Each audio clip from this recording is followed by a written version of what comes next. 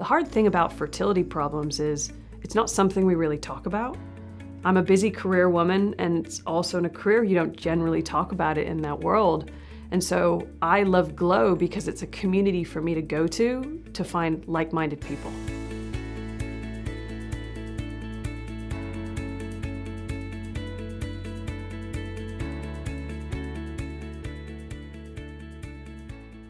So I got pregnant the first time, and it just happened naturally. But the second time was a little harder. First, we tried the old-fashioned way. After a few months, really nothing was happening there. Then we got pregnant, but we had a first trimester loss. So we had to deal with the issues on that one. And then at that point, we had to say, what's next? I'm now approaching 40 years old, so I found Glow Fertility Program, and that's the way that I started to come out on this journey. The Glow Fertility Program is a comprehensive program offering fertility treatment as well as fertility preservation options for couples or individuals who are seeking care. Infertility is pretty prevalent in the United States. We think about 1 out of every 8 couples are going to have trouble with conception. So it becomes a very important issue as people want to have families. Unfortunately, I think that a lot of people find infertility to be a very isolating condition. There's self-perception that something's wrong with you. It feels like something you should be able to do naturally. And I think acknowledging that you have a problem, seeking out care, seeking help, and in particular medical help, often feels like it's even more of a challenge than you want it to be. Before I started learning about having a child the second time, I knew nothing about, other than the natural way, having a child. Then I started learning about infertility through the Glow program. I did not know half of what I know today about how common it is and all the challenges that women can face getting pregnant. The reality is this is something that many people struggle with, and it's not something that women or couples are opening up about regularly. There's a whole range of reasons that couples have trouble with conception, ranging from male factors, which is at least 1/3 of the time. I always talk about fertility as a team sport, so we have to make sure all the pieces are working. Men continually produce sperm throughout their lifetime, whereas our current understanding is that women are born with every egg that they'll ever have.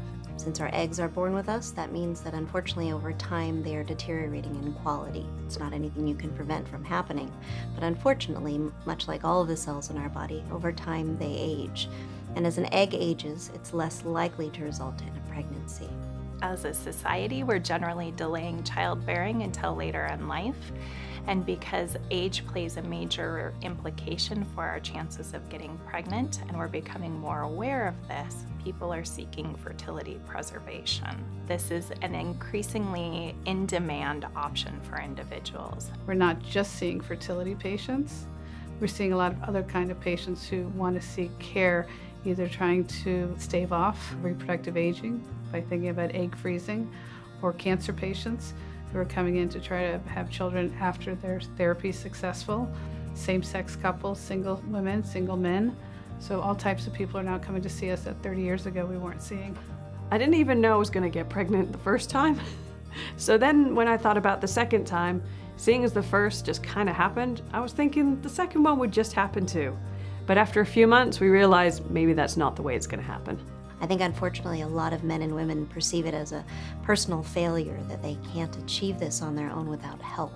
And that often, I think, leads them to not want to seek care and to see a specialist because it's almost admitting that something is wrong with you. There's a stigma attached to fertility, and I think that often leads people to be a little bit embarrassed to pursue it. I think the Glow Fertility Program is wonderful for many reasons. It's a supportive community.